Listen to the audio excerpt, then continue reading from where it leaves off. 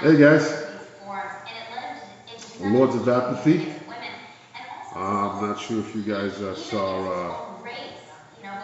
I'm not sure if you guys saw Sean's intro, his introduction, but it was quite interesting. Get very passionate, as I say, at times, and he likes to explain things for people, sort of like speak for me, and sometimes I'll speak for him. It's just the way we are. But I wanted to start right up. First conversation of the day is Joyner Lucas.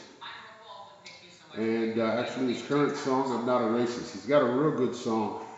This little weird guy, in my opinion, Lil Pump, he did a remix. Interesting beat, I guess. It was okay, but Joyner Lucas he did a remix, and it was very nice. It was actually pretty positive in regards to not doing all these drugs and all these different pills and everything. And just so you know, Sean, I'm drinking some woodchuck today. All right, just so you know, buddy. That's cider, by the way. So, anyways, Joyner Lucas, his song "I'm Not a Racist." I liked it. I thought it was interesting. And you know what? In regards to hip hop, like I say, I don't really deal with hip hop too much because it's too much of the same bullshit. But I'll tell you one thing I thought that was good, refreshing. You sort of see it in J. Cole and some other guys. It's not about the same old drugs, taking drugs and the pills and the ridiculousness that you see here most of the time. Even though it's catchy, I'll bump my head to some ratchetry every now and then. But certainly not something that I keep on my daily rotation. But going back to I'm Not a Racist, my opinion on it, and Sean, this is responding to what you mentioned on our SoundCloud. And what Sean mentioned on SoundCloud was that he liked the song, he thought it was a little corny, and he thought Joyner Lucas was kind of standing for the first verse more than the second verse. Basically, the Trump supporter, a little bit more than he was for the little black kid with the mop on his head. Um, and I kind of disagree. I think both verses were pretty good. I think both held their own argument. The only thing is that the first argument made a lot of sense. And the reason why I think it makes a lot of sense is just the same reason why I'm into a lot of black conservatives, sort of like Thomas Sorrell, is because that when we look at this black or black Americans or whatever you want to call it in America, I think a lot of times the victims themselves, us, we run into this victimization shit and we throw self accountability out the door. I'm going to be honest with you. In my opinion, and Chris Rock said it a long time ago in one of his famous stand ups, there's two types of black people out here. And this is, for my black people to say, not you guys. Um, there's black folk, and then there's niggas.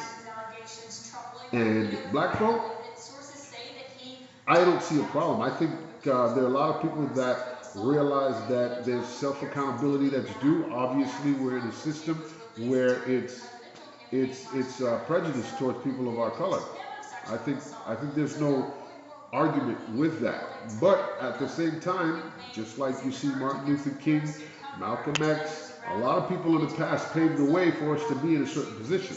And even in this certain position that we're in, it's not the best at all, but we're in a certain position.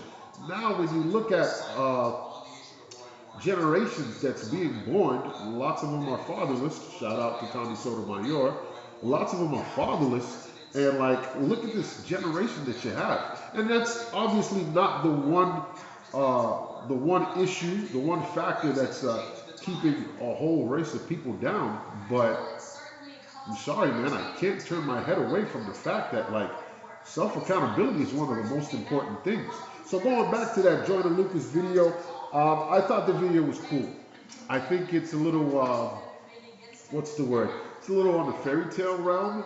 A lot of cats are not like that Donald Trump supporter, and a lot of young kids are not like or not that accepting or willing to understand a lot of things, a lot of times because they can't. Like that little young black kid. So I thought the video itself was a little fantastical. The hug in the end, that killed it for me. That was I thought that was corny, but it's Jordan Lucas, man. I give him much respect from Worcester, by the way. Shout out to Massachusetts artists, the good ones. Um, yeah, I like the video. I don't think there was a problem with any of the verses, but one of the things that I do like to talk about is self-accountability and the situation with black brothers and sisters in the neighborhood raising these kids. Listen, man, if you got no foundation, but you have the access to have a child and raise a child, guess what? That little motherfucker's not gonna have foundation either. And I think a lot of the times, especially these pro-blacks, when they think about, oh, the white man this, the white man that, that's cool, man, but we're not really being hung like we are. Racism obviously has become more sophisticated. It's systematic, or systemic rather, and that's a problem. That's definitely a problem. But I think we have a bigger problem, and it's in-house. It's niggas.